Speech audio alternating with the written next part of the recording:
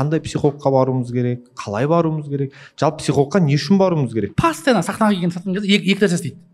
Бірінші, сатуға келгенге дейін ұзақ созып жібереді әңгімені. Сцена сатқан кезде әңгіме айтып қосып бара, пока оферге дейін бар ғой, ол әңгімені созады. Мен шаршау деген нәрсені қатты біле бермеймін. Депрессияға түсу, выгорание деп айтады ғой маған біртүрлі. Сатушыны уже енді алу керек қой. Ал қазір махаббат алмаса ақшасын қойса не болды? Бұл біздің қоғамда қатты бағалана бермейді. Тіпті қасымызда жүрген кәсіпкерлер де оған қарсы келіп қалуы мүмкін. Или 25 жаста қалып кеткен, 27 жаста қалып кеткен, срочно үйлену керек дейді.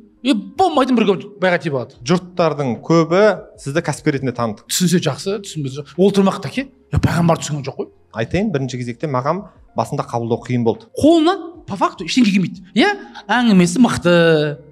В основном ұлт туралы, дін туралы көп нәрсе айтады.